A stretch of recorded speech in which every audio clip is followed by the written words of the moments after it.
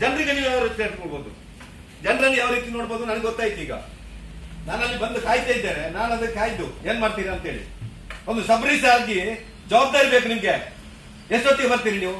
11 ಗಂಟೆಗೆ ಬರೋದು ಯಾವಾಗ್ಲೂ ಅಂತ 11 ಗಂಟೆ ಬೇರೆ ಬೇರೆ 2 ಗಂಟೆ ಅರ್ಪಣೆ.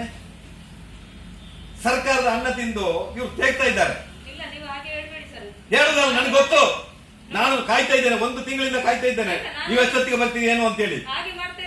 2 ತಿಂಗಳಿಂದ ಜನ ಇಲ್ಲಿ ಕಾಯ್ತಾ ಇದ್ದಾರೆ ವೇಟಿಂಗ್ ಲಿಸ್ಟ್ ಅಲ್ಲಿ. ಆಪರೇಟರ್ ಇಲ್ಲದ್ರೆ ಅದಕ್ಕೆ ವ್ಯವಸ್ಥೆ ಮಾಡಬೇಕು. ನೀವು ಯಾಕೆ ಅಲ್ಲಿ ಕೂತ್ಕೊಳ್ಳೋದು? ಯಾಕೆ ಆಪರೇಟರ್ ಇಲ್ಲದ್ರೆ ಜನ ಮಾಡ್ಬೇಕು. ನೀರಿಲ್ಲದಲ್ಲಿ ಹಾಕ್ಬೇಕು ನಿಮ್ಮನ್ನೆಲ್ಲ. ನೀವು ನನ್ನಲ್ಲಿ ಈ ರೀತಿ ಮಾತಾಡ್ತೀರಲ್ಲ, ಜನರಲ್ಲಿ ಹೇಗೆ ನಿಮ್ಮ ರೆಸ್ಪಾನ್ಸ್ ಇರ್ಬೋದು? ಎಲ್ಲಿಂದ ಬರ್ದೇವ್ರು?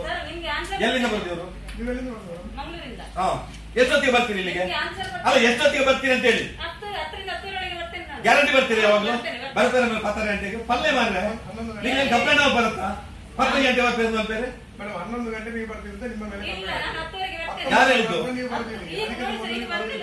ನಿಮ್ದು ಎಂತದ್ದು ಕಂಬ? ಎಂತದ್ದು ಇಲ್ಲಿ? ಎಂತ ಕೊಡ್ತೀರಿ ಇಲ್ಲಿ ಅಟೆಂಡೆನ್ಸ್? ಯಾಕೆ ಬಾಕಿ ಅವರು ಎಲ್ಲಿದ್ದಾರೆ? ಎಷ್ಟು ಜನ ಇದ್ದಾರೆ? ಅಟೆಂಡೆನ್ಸ್ ಪುಸ್ತಕ ಇಟ್ಟು ಅಟೆಂಡೆನ್ಸ್ ಪುಸ್ತಕ ನೋಡಿ.